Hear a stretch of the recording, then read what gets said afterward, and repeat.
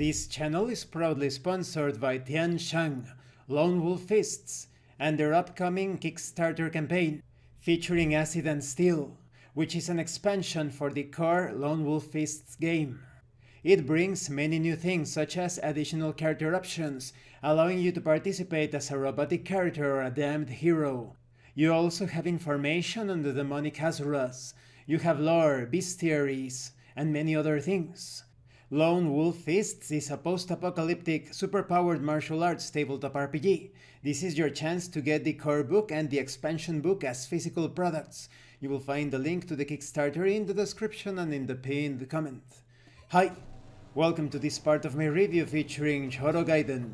If you haven't seen the other parts of my review, featuring this Japanese horror tabletop RPG, please check out the playlist in the description below.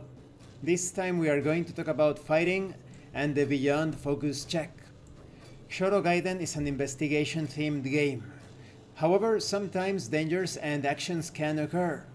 But this game does not use a conventional combat system as presented in other tabletop RPGs. Instead, the players may describe how they tackle dangers presented to them, and the dangers react accordingly. This is not to say that the dangers are passively waiting for the player characters to interact with them. On the contrary, the dangers are constantly stalking the player characters. The dangers of the town do not have health or a pool. They fall when the Weaver feels they have taken enough damage in order to create an interesting story or investigation for the players. I wouldn't recommend doing this, because the entire experience is going to feel quite artificial. It is better to put context into play.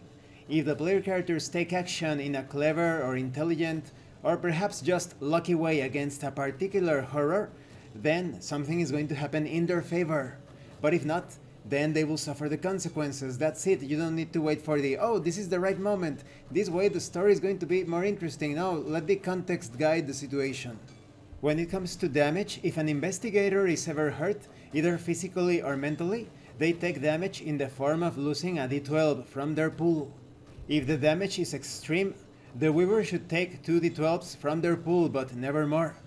Now let's talk about the Beyond Focus Check. At any save point, an investigator may make a Beyond Focus Check at the cost of a single d12 from their pool.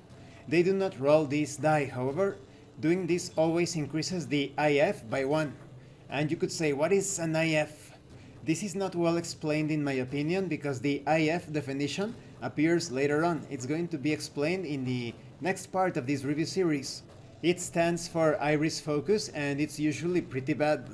It increases it by 1 as though an eye die was rolled. In addition, this reveals the investigator's location to any nearby creatures of the eyes. A BFC represents an investigator tapping into forces beyond to cheat their way into knowledge at the cost of their mental stability, divining their own answers. To make a BFC or Beyond Focus check, they should take a pencil or pointer or pen or whatever and place it in the center of the focus circle. This circle is divided in 4 sections, and you spin the pen or pencil or pointer, and it must make 2 complete circles or spins to count. The section that the pointer lands on is the result of the BFC, and the Weaver must give insight into this result. If the pointer lands between 2 sections, the investigator can choose which of the 2 results they wish to divine. You can also roll a d4 to obtain this result, of course. If it points to, let's say, the upper right section, an insight into the weakness of something is revealed. But what if it points to the lower left side? An insight into a physical location is resolved, and so forth. And this concludes this part of the review. In the next part, we are going to talk about the eye escape. Now, when it comes to fighting, this certainly fits the mood of the game, with a strong focus on investigation. And when it comes to the Beyond Focus Check, I think it is quite thematic. Perhaps you are carrying out some sort of forbidden ritual, or maybe you are going into some of the darker corners of the internet, and you gain the attention of the eyes of their servants. But I think most people are going to choose rolling a d4 instead of using the pencil. It's a bit more thematic if you use the pencil and the circle, but it's easier to just roll a d4 and consult the result. Thank you for watching this part of the review. Don't forget to leave a like, a comment, and subscribe. And thank you so much to those of you that are going the extra mile to support the channel.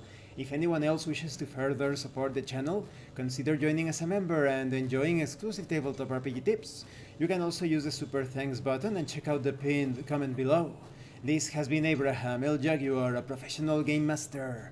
I am currently unavailable for professional sessions, but I will put my contact information in the description and in the pinned comment for when I am available again. And remember, in tabletop RPGs, it's not about what you want your characters to do. It's about what your characters are doing. Once again, thank you and see you later.